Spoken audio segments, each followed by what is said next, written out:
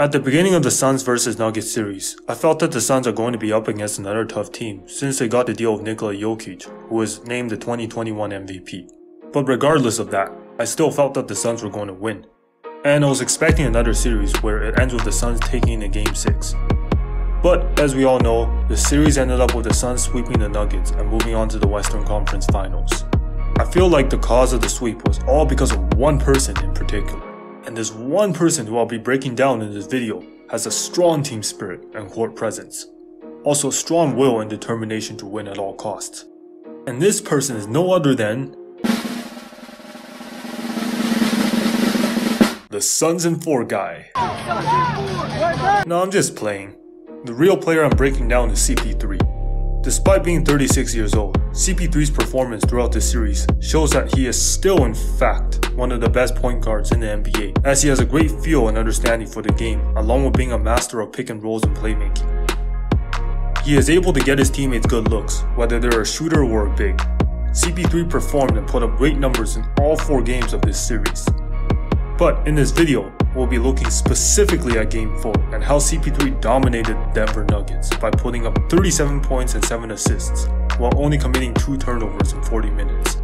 Also, if you're interested in content that involves breakdowns of basketball games, players, and moves, please don't forget to scroll down just below this video and subscribe to this channel.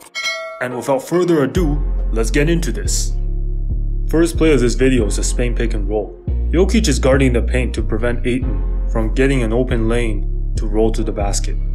Porter Jr. is at the left elbow to contest Crowder if he gets a pass from CP3.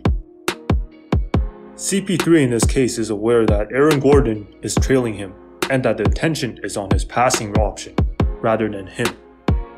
So he gets to the free throw area and makes a mid-range shot. Next play here. This is some elite awareness from CP3. CP3 sees that out of all the defenders on the court, Jokic has his back turned and will not be able to anticipate a pass to his man. So CP3 throws a bounce pass to Ayton for an easy 2. This is just a pick and roll with CP3 and Ayton. Jokic goes to the right elbow to take away one of CP3's sweet spots. Will Barton goes under the screen to also try to beat CP3 to his sweet spot.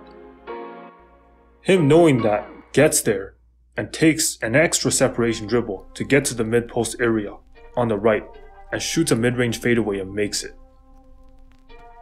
Next is a Spain pick and roll once again, and this time it's with Dario and Cameron Johnson as the screeners.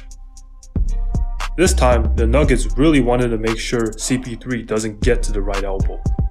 So JaVale McGee and Porter Jr. both step out to the elbow. This gave Dario an open lane to the basket to roll to, so CP3 throws a bounce pass to him. JaVale manages to get back into the lane quickly, but Porter Jr. ends up being out of position, leaving CP3 wide open. Dario passes to CP3 and instead of just shooting the 3, he lets Porter fly by and attacks the right elbow again.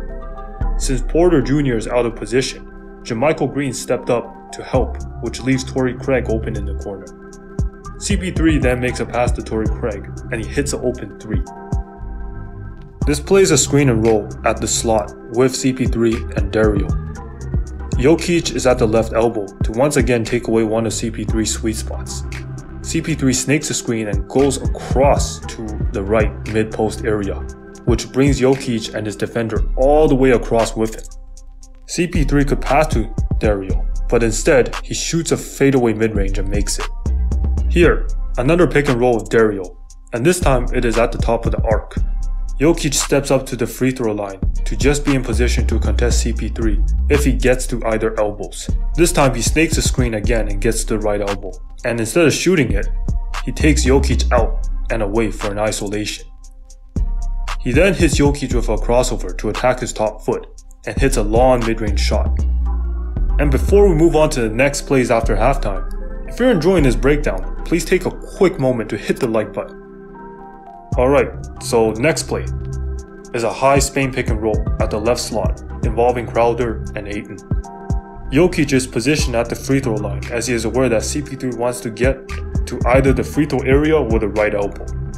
Once CP3 changes speeds and comes off both screens, he does something that is hard to see at this angle. But along the way, he turns his head to look at Ayton, which makes Jokic back up a bit, just so he can get between the passing lane. Once Jokic backs up, CP3 stops at the right elbow, makes the same mid-range shot that he has been making all game. And onwards, CP3 catches fire and goes on a mid-range shooting spree, where he literally ran 4 consecutive pick and rolls to get to the right elbow. Specifically, they were all high pick and rolls where he attacks with a change of pace to separate from his defender to get to Jokic, who he is extremely comfortable getting a shot off against.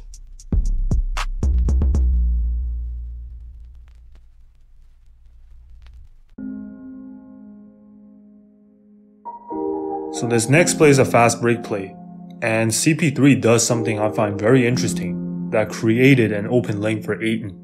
As he is driving down the court with Campazzo on him, he dribbles beside Ayton while Ayton is running, which causes Ayton to essentially become a screen on Campazzo, as he has to either trail CP3 or move around Ayton to try to cut him off.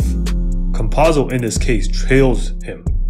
CP3 recognizes that and pushes the ball towards the right to cut off Campazzo, and then changes speeds to apply pressure on Aaron Gordon and Porter Jr. by trying to get to the right block. This leaves him with Aaron Gordon and Porter Jr. on him, which gives him 2 options to pass to, either Bridges in the corner or Ayton who is trailing. In this case, he chooses Ayton, since the player that is in position to contest Ayton is Campazzo, who is only 5'10", 5'11", and really will not be able to do much against a trailing Ayton. Next play, CP3 runs a Spain pick and roll here.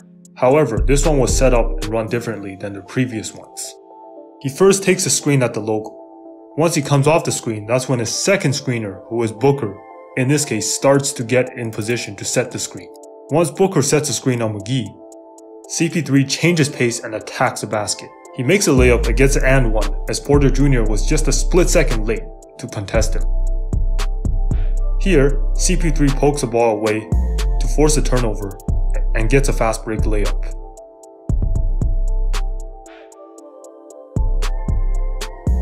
And in his last play, he runs another high pick and roll, gets to the free throw and makes a mid-range jumper over Monte Morris. So to summarize what CP3 did, we can all see that he abused the mid-range. Well, duh. But the one thing aside from the mid-range that he also did very well with is how he ran the high pick and rolls. Although he does not have the same options as players like Dame or Steph, who could literally just make a one dribble pull-up coming off a high pick and roll. CP3 uses high pick and rolls effectively through either just coming off of it or snaking and then changing speeds going downhill. This puts pressure on the bigs as it forces them to have to step up or switch on him, where he can call an ISO and comfortably get a shot off. Whenever the bigs choose not to step up but sit in the paint, he can just get to his spots around the free throw and elbows and get high percentage mid-range shots. And as CP3 uses screens, he picks his spots, bearing in mind of also drawing the attention of other defenders to open up shots and lanes for his teammates.